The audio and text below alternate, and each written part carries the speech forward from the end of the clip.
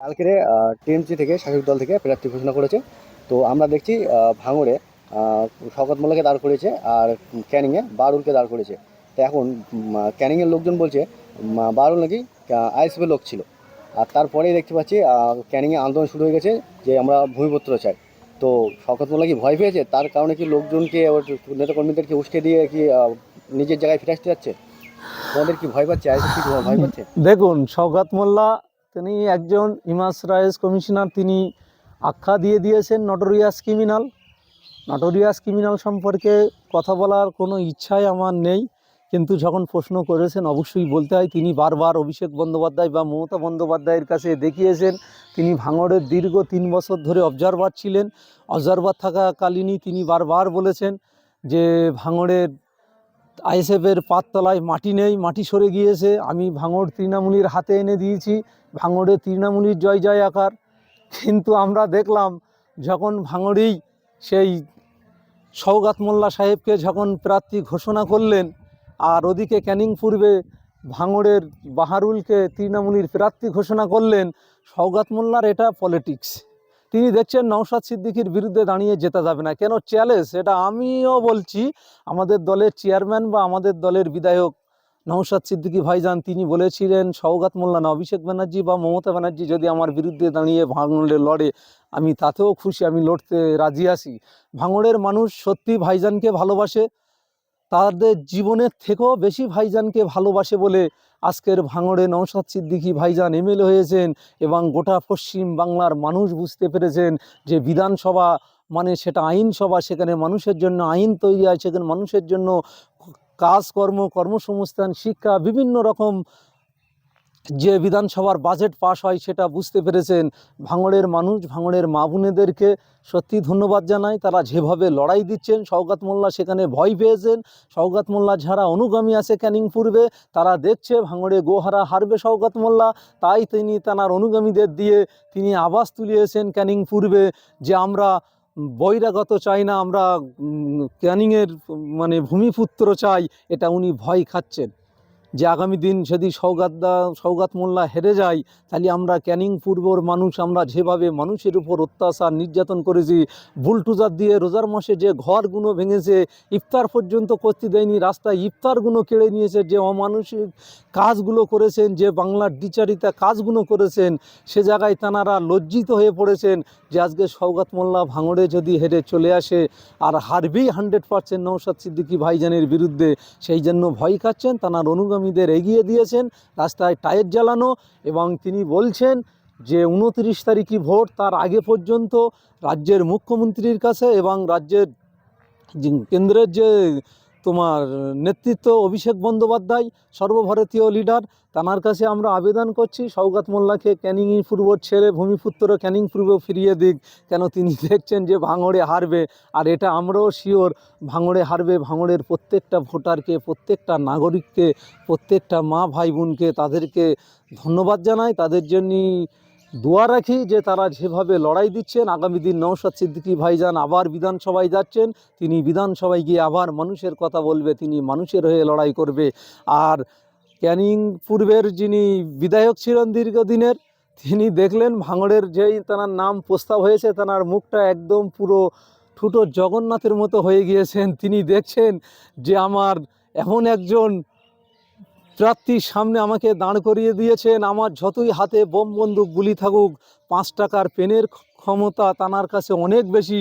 কেন তিনি ভাঙড়ের প্রত্যেকটা নাগরিকই চোখ খুলে দিয়েছেন। বোম বন্দুক নিয়ে মোস্তানি করে মানুষের ওপর টর্চার করে ভোট করে 20 দিন টেকে থাকা যায় না। সততার রাজনীতি, মানুষের পাশে দাঁড়িয়ে 5 টাকার খাতা পেন, যেখানে শিক্ষার কথা বলছে, মানুষকে শিক্ষা দাও। আমরা এটা দেখেছিলাম যেটা ভাইজান নওশাদ ভাইজান তোমার কালিয়াগঞ্জে উপনির্বাচনের পরে বাইরন বিশ্বাস চলে যাওয়ার পরে নওশাদ ভাই একটা মিটিং করেছিল, সেখানে গিয়ে প্রত্যেকটা মা বা ভাই বোনকে বলেছিল 1 সাঁঝ 2 সাঁঝ না খেয়ে রোজা রাখো, অথচ বাচ্চাদের শিক্ষা দাও। কেন শিক্ষা হলো জাতির মেরুদণ্ড। যদি শিক্ষা থাকে, তাকে যদি একজন সাধারণ নাগরিকের উপরে যদি আঘাত করতে বলো, তার উপরে অন্যায় অত্যাচার করতে বলো, তারা করবে না। শওকত মোল্লা এই জায়গায় ভয় পাচ্ছেন যে নওশাদ সিদ্দিকী সত্যি একজন খুব এগুলোর ছেলে, তার মধ্যে কোনো রকম দ্বিচারিতা নেই। তিনি স্বচ্ছতার সঙ্গে রাজনীতি করে এবং বহু তৃণমূলের বলেন আরও অন্য অন্য রাজনীতি দলের বলেন তাঁরাও প্রশংসা করেন যে সত্যি 294টার ভিতরে 72 থেকে 77টা বিজেপির বিধায়ক এবং 215টা মতো তোমার হচ্ছে তৃণমূলের বিধায়ক এবং একটাই সংযুক্ত মোর্চা ইন্ডিয়ান সেকুলার ফ্রন্ট অথবা আইএসএফের বিধায়ক।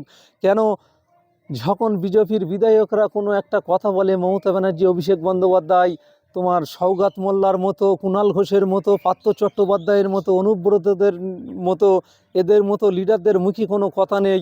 নওশাদ সিদ্দিকী যখনই রাস্তায় নামে আন্দোলন করে তখনই রাজ্যের পুলিশকে দিয়ে আটকায়। আমরা দেখেছি সত্যি রাজ্যের পুলিশ কেন, সারা ভারতবর্ষের পুলিশ দিয়ে আটকালেও সত্যকে কখনো রোকা যাবে না। সত্য একদিন প্রতিষ্ঠিত হবে। কেন এটা রাজনীতির ময়দান, আজকে এসে কালকের হিরো হবে সেটা নয়। মানুষের হয়ে কাজ করতে হবে। মানুষের হয়ে কাজ করতে গেলে টানা হেঁচড়া, জেল খাটা, লড়াই সব কিছু সংগ্রাম করতে হবে। তারপরে কিন্তু মানুষ তোমাকে চিনবে। সেটা নওশাদ সিদ্দিকী ভাইজানের মধ্যে আমরা একটা জিনিস দেখেছি, তিনি দুবার অ্যারেস্ট হয়েছেন, একবার 42 দিন জেল কেটে বাংলার মানুষের চোখ খুলে দিয়েছিলেন যে তিনি মানুষের হয়ে কাজ করছেন। এবং ব্যাংশাল কোর্টের কাছে রাজ্য সরকার এবং রাজ্য সরকারের প্রশাসন এবং রাজ্য সরকারের যেসব আইনজীবীরা ছিলেন সেখানে চড় খেলেন। আবার আমরা দেখলাম যখন ওয়াকাফ আইন নিয়ে আন্দোলন চলছিল, আমাদের একটা র্যালি ছিল শিয়ালদা থেকে ধর্মতলা বাবা আম্বেদকর মুক্তি পথদেশ পর্যন্ত। মমতা বন্দ্যোপাধ্যায় সেখানে কলকাতা পুলিশ লাভিয়ে ছত্রভঙ্গ করে সেই র্যালিকে বানচাল করতে চেয়েছিলেন এবং আমাদের ভাঙড়, বাসন্তী এবং ক্যানিং পূর্বের বহু ভাইদেরকে রাস্তায় আটকে মারধর করে প্রায় 3000 ভাইদের কেস দিয়েছিলেন। তারপরেও ভাই থামিনি, সেইখান থেকে কিছুটা দূর গিয়ে একটা মাঠ পর্যন্ত সেই র্যালি এই পশ্চিমবাংলার সেরা র্যালি হিসেবে তাও গণ্যনা হয়েছিল। সমস্ত মানুষকে তো আসতে দেয়নি, পুলিশ দিয়ে আটকেছিলেন। তারপরে দেখলাম সেটা সাকসেসফুল হলো। তারপরে ভাই ধর্মতলার মতো একটা জায়গায় বসে অবস্থান বিক্ষোভ মিছিল করছিল যাতে ওয়াকফ সম্পত্তি যে আইন তৈরি হয়েছে সেই আইন যাতে মানে লাগু না হয় তার জন্য। কিন্তু সেখানে কি দেখলাম, মাননীয় মুখ্যমন্ত্রীর ভূমিকা অন্য ছিল। তিনি বারবার বলছেন ওয়াকফ আইন নিয়ে বাংলায় যদি কেউ আন্দোলন করে এটা আমি মেনে নেব না, বা আমার থেকে বড় শত্রু কেউ হবে না।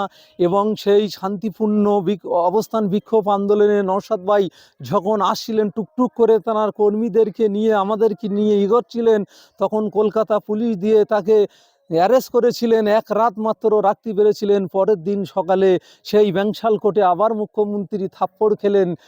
বিচারপতির কাছে ধন্যবাদ জানাই ব্যাংশাল কোর্টের বিচারপতিকে, তিনি সঠিক বিচার করেছেন। আইনের বলে ইন্ডিয়ান সেকুলার ফ্রন্ট এগোচ্ছেন এবং আইনকে আমরা শ্রদ্ধা করি, সম্মান করি। পুলিশ প্রশাসন থেকে নিয়ে, কোর্ট থেকে নিয়ে আমরা সমস্ত আইনের উপর আস্থা আছে, ভারতবর্ষের সংবিধানের উপর আস্থা আছে। আইএসএফ কোনো অসামাজিক দল না, তারা সামাজিক দল। ইন্ডিয়ান সেকুলার ফ্রন্ট যে দলের রাজ্যের সাধারণ সম্পাদক বিশ্বজিৎ মাইতি, যে দলের উত্তর 24 পরগনার জেলা প্রেসিডেন্ট তাপস ব্যানার্জি, যেখানে তোমার হুগলি জেলার জেলা প্রেসিডেন্ট তোমার হচ্ছে গিয়ে লক্ষ্মীকান্ত হাসদা, দেখছেন তো যেখানে মানে হিন্দু, মুসলিম, জৈন, খ্রিস্টান, দলিত, আদিবাসী সবাইকে নিয়ে যে দলটা প্রতিষ্ঠাতা, সেই প্রতিষ্ঠাতার দিকে এগোচ্ছেন, সেটা দেখে সত্যি খুব ভালো লাগছে যে আস্তে আস্তে আস্তে আস্তে আইএসএফ কিন্তু পশ্চিমবাংলার জমিনে টুকটুক করে তারা এগোতে চলছে এবং দখল করছেন।